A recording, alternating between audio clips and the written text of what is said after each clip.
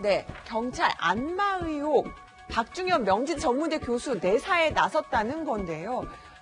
김재 변호사, 학교 자신의 사무실을 거의 안마실로 만들었다 이런 충격적인 지금 증언까지 나오고 있습니다. 네, 어제 정말 이 박중현 명지전문대 교수 제2의 이윤택이 아니냐 이런 네. 비판과 함께 정말 인터넷을 뜨겁게 달궜습니다.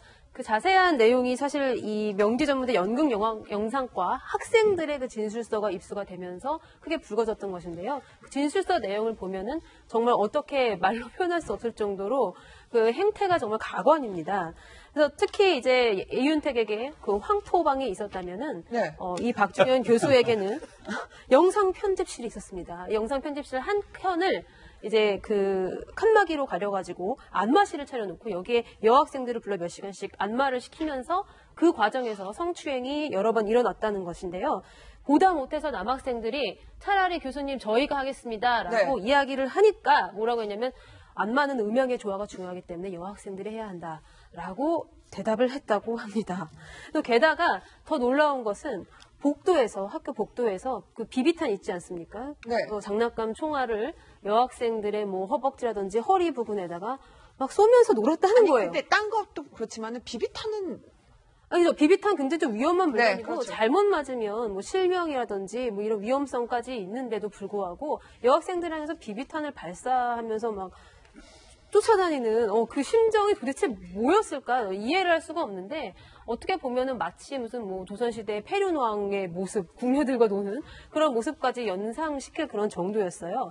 그런데 박중현 교수는 또 굉장히 놀라운 것이 굉장히 당당하게 문제 있으면 고발해라 라고 이야기를 했다고 합니다. 그래서 학생들이 그 교수 평가할 때 학교 측에다가 이제 알렸어요. 이 사실을. 그러니까 문제 제기를 교수 예, 문제 제기를 했는데도 불구하고 학교 측에서 아무런 대응이 없었다는 건 이것이 더 충격적인 일이 아닌가 싶습니다.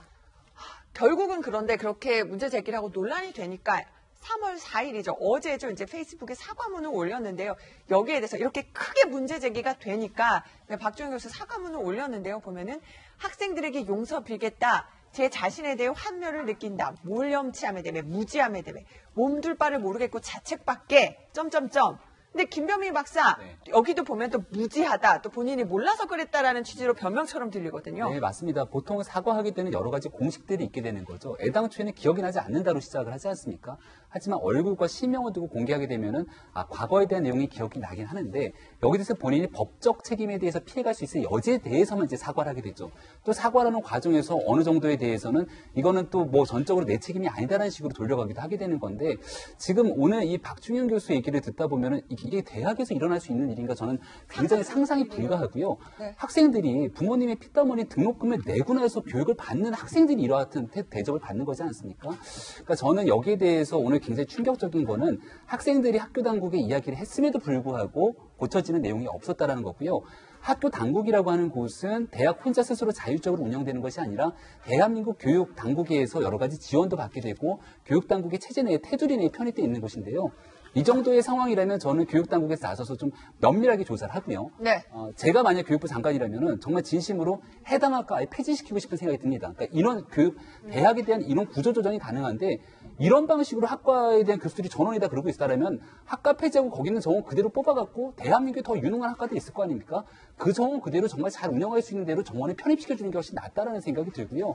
도대체 대학 당국은 이러한 상황이 일어나기까지 무슨 일을 했는지 그 부분부터 조사를 좀 했으면 좋겠다라는 생각이 듭니다. 이런 가운데 또 다른 미투 폭로가 이어졌었는데요. 바로 이분에 대한 얘기입니다. 매일경제 35면인데요.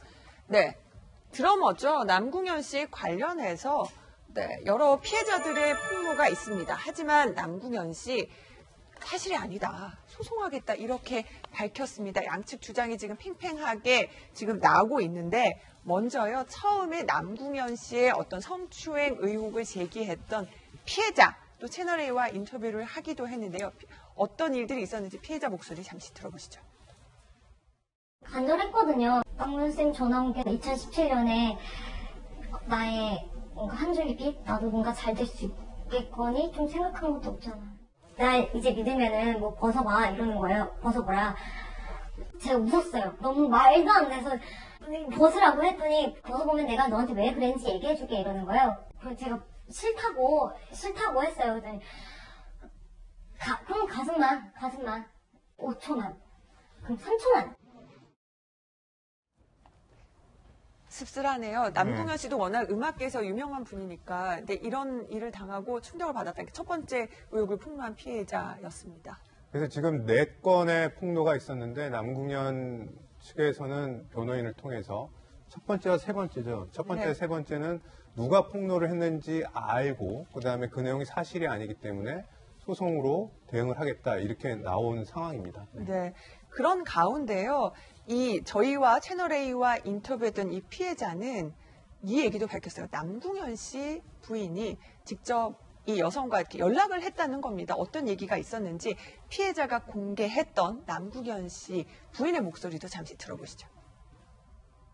안 받을 것 같고 우리 남편도 마음 풀어주고 싶어서 지금 어떻게든지 해보고 싶은데 일이 더 커지기 전에 우리랑 만나서 있잖아요. 어떤 포인트에서 어떻게 화가 나는지 얘기를 전화 와서 저한테 했던 말들이 그렇게 막 우시면서 사모님 생각하면 딱한 마음이 없지 않아 있었어요. 근데 싫었구나. 내가 순간 내가 흔들린 제가 진짜 바보구나. 김근식 교수님, 그러니까 이 피해자도 그 남궁현 씨 부인 전화를 받고는 그렇죠. 또 부인은 또 얼마나 힘들까 마음이 흔들렸다가 다시 이제 소송하겠다라는 얘기를 듣고 다시 더 강하게 마음을 먹게 됐다고 하거든요. 그러니까 소수이고 그다음에 권력이 없는 그런 상황에서 권력 관계로 당하는 성 피해자들은 2차 피해, 3차 피해를 이야기하지 않습니까? 이게 저는 대표적인 2차 피해라고 생각합니다. 정말 결심을 하고 정말 용기를 내서 폭로를 했는데 그러니까 부인 측에서 전화 와서 부인이 또 이렇게 또 절절하게 이야기를 하면 또 흔들릴 수가 있잖아요. 부인이 또 내 남편을 위해서 봐달라고 그러면. 그래서 흔들렸는데 그 다음에 바로 지금 남궁현 씨의 취한 행동은 사실 무근이라고 지금 역고소를 하겠다는 거 아니겠습니까? 정말 피해를 당한 사람이 용기를 내서 폭로한 것에 대해서 처음에는 조금 눈 감아줄까 생각을 했는데 바로 그 사이에 튀고 들어와서 다시 고소를 한다는 이야기를 들어보면 그 피해자분이 얼마나 피가 거꾸로 솟겠어요. 저는 남궁현 씨 저 사건 물론 뭐 진실 공방을 가고 있는 것 같습니다만 더 다른 피해자가 분명히 있을 것으로 저는 예상이 되고요. 그렇다고 한다면 결국 남궁현 씨도 결국은 그 추악한 진실 앞에서 모습을 드러날 거 생각을 하고 다시는 이런 일이 없도록 하는 이제는 우리가 돌직구에서 이런 말 하는 것도 이제는 저희들도 힘듭니다. 매일 하루 터지면 하나씩 나와가지고 정말 어디까지 가야 될지 정말 안타깝습니다. 정말. 네. 또 소송으로 대응을 한다고 하는데 좀 그 결과도 지켜봐야 될 것 같습니다.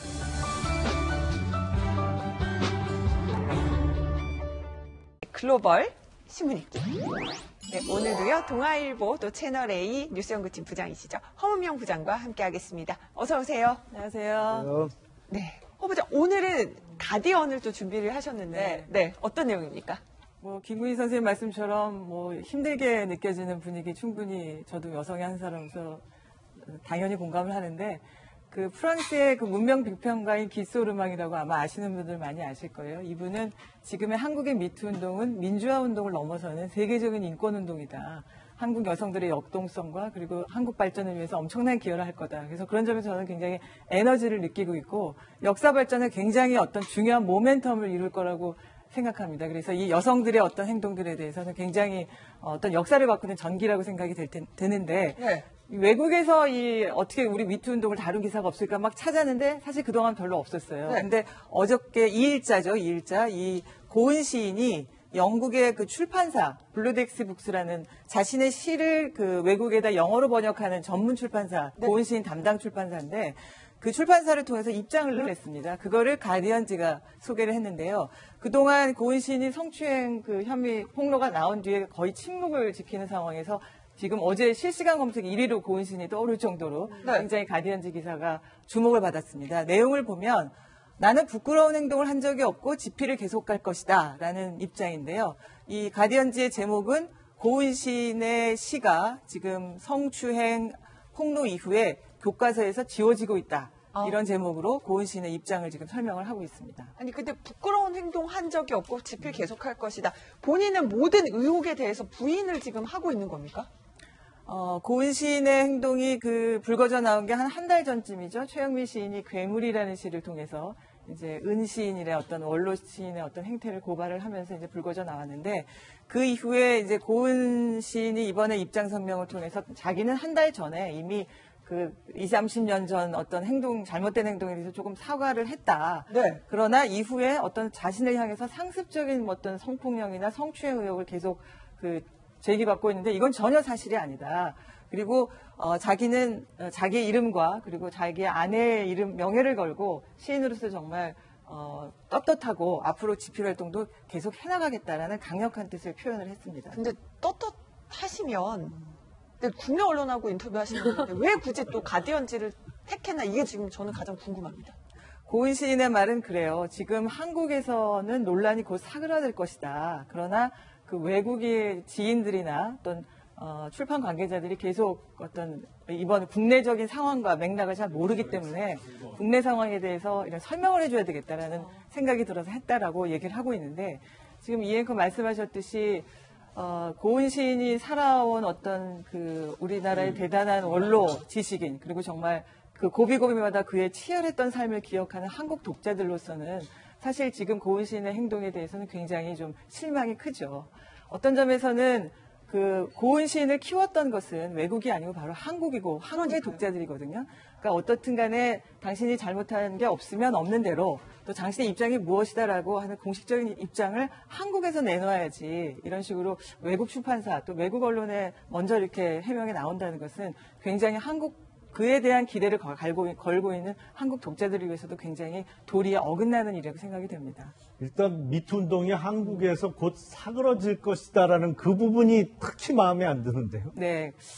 제 생각에도 조금 상황 판단이 좀 아니한 거 아니냐라는 생각이 듭니다. 사실 우리가 지금 뭐 매일 터져 나오는 일에 불편하지만 이 어떤 그 밑바닥에 흐르는 한국 역사의 어떤 모멘텀과 어떤 여성운동에 지금 커다란 전환점이 일어나고 있고 더군다나 대통령까지 나서서 미투에 대해 언급을 했고 이것은 그동안 이 고은 시인의 문제가 터져 나오면서 사실 지금 약간 진실공방 차원으로 번지긴 하지만 사실 고은 시인의 행동에 대해서는 최영미 시인뿐만 아니라 여러 사람들의 또 목격담이 이어지고 있거든요.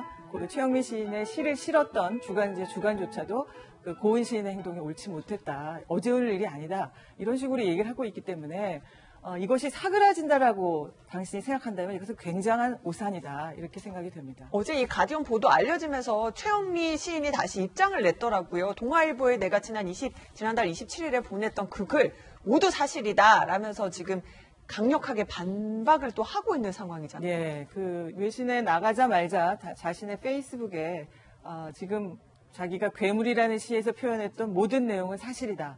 또 문단 차원에서 공식 기구가 만들어져야 되고 기구가 만들어진다면 당당히 나가서 이야기하겠다 이렇게 얘기하고 있습니다. 성추행을 하거나 성폭행을 한 사람들의 기대가 바로 이런 걸 것 같아요. 시간이 지나면은 진실공방으로 번지고 그게 더 지나면은 이제 사그라들 거라는 판단의 오판 때문에 버티고 있거나 아니면 해명을 좀 달리하는 것 같은데 최소한 돌직구에서만은 뭐 진실공방이나 그런 쪽으로 안 하고 지금처럼 잘 했으면 좋겠습니다. 아니, 그러니까 아주 일각에서는 어쨌든 그의 잘못은 잘못인데 문학적 성취에 대해서는 평가해야 된다라고 말씀하시는 분들도 있어요. 어떻게 생각하세요?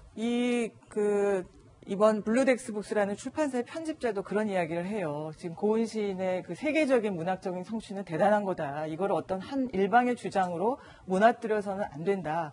근데 저는 이 주장에 100% 동의합니다. 신중해야 하고 지금 사실 주장이 엇갈리는 대목을 제가 본 것도 아니기 때문에 어떤 한편의 주장으로 계속 주장하는 건 정말 우리의 국격을 훼손하는 일이기도 합니다. 그러나 지금 이런 상황에서 많은 사람들이 어떤 문단 내에 그동안 그야말로 자행됐던 성추행, 성폭력 이런 것에 대해서 증언이 이어지고 있고 그 과정에서 고은 시인의 문제도 굉장히 많이 불거지고 파장이 벌어진 상황이기 때문에 저는 이 문단적인 대거목도 여기에 면죄부를 줄 수는 없다 이렇게 생각이 됩니다. 제가 볼 때 진상조사단을 왜 아직까지 안 만들고 있는지도 좀 궁금해요. 그러니까 이게 그때 서지현 검사 폭로에는 이제 법무부 아니나 검찰 안에 진상조사단이 있었기 때문에 공식 기구가 떠서 지금 진행을 하고 있는데 문단에서 할 수 있을지 아니면 이게 문체부에서 할 수 있을지 좀 어떻게 모르겠는데 진상조사단이라는 이게 신뢰성 있는 공식 기구가 떠서 거기서 좀 가부를 결정해 주는 게 좋지 않을까 싶은데. 그런 점에서 여성가족부는 뭐하냐 이런 비난들도 사실 많은데요. 어떻든 간에 저는 이번 일들을 통해서 뭔가 조사가 이루어질 것 같고 이제 문단 차원에서도 자성의 목소리가 이어지고 있고 지금 또 누가 어디서 뭐가 터져 나올지 모르는 네. 상황이기 때문에 저는 조사가 이루어질 거라고 생각이 됩니다. 예. 근데 사실은 고은 시인의 경우에 어떤 문학적 성취를 내세운 거는 이 미투 운동의 본질을 망각한 거라고 저는 생각을 합니다. 왜냐하면 미투 운동의 본질은 이게 권력 관계거든요. 권력을 이용해서 남이 원하지 않는 행동을 한 것이 본질인데 권력을 가진 사람들은 어느 분야에서 다 성취를 한 사람이에요. 그게 무슨 경제적으로 됐던 아니면 학문적으로 높은 인정을 받았건 기본적으로 성취가 바탕으로 한 네. 권력 관계의 기본을 깐 거기 때문에 여기서 문학적 성취를 거론하는 것은 매우 부적절하다고 저는 생각합니다.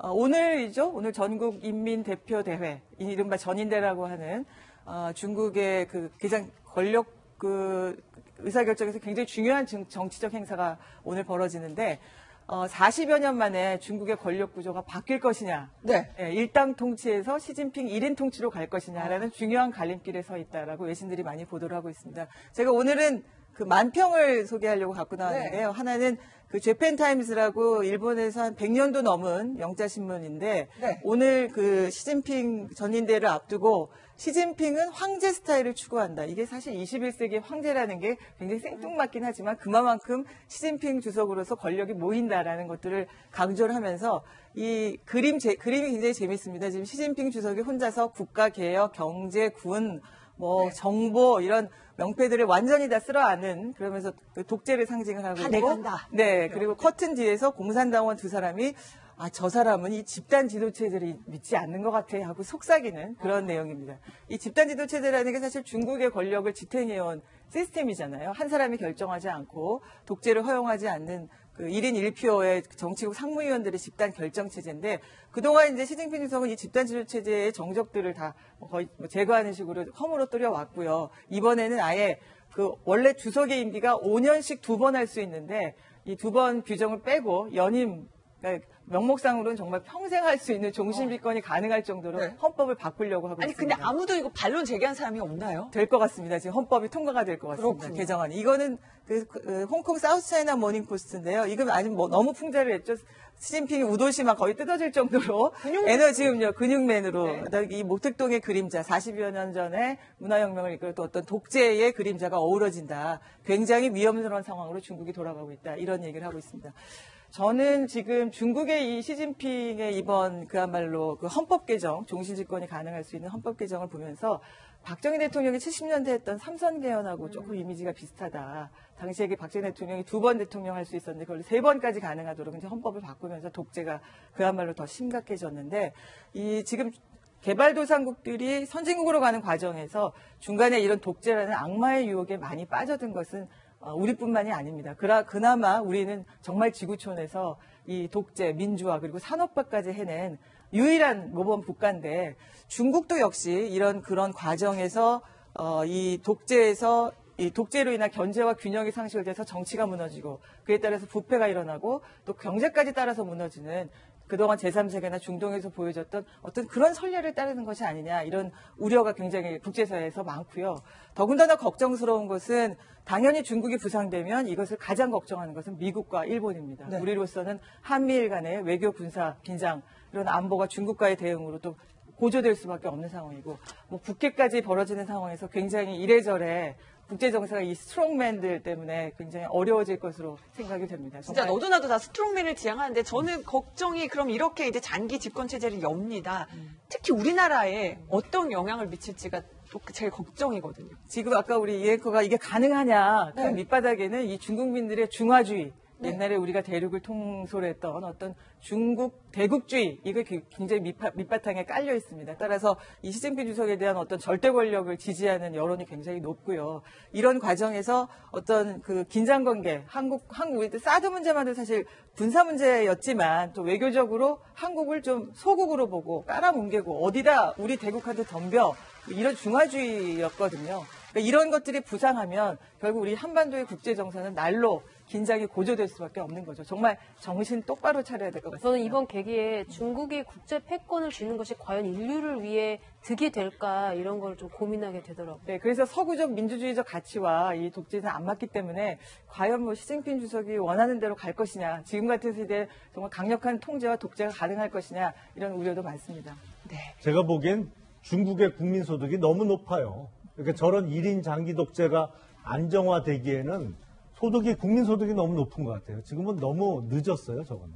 네, 오늘 그 시진핑 주석 정말 장기 집권의 길이 열리는 이 전국 인민대회 관련해서 소식까지 허문명 부장께서 정리해 주셨습니다. 오늘도 말씀 감사드립니다.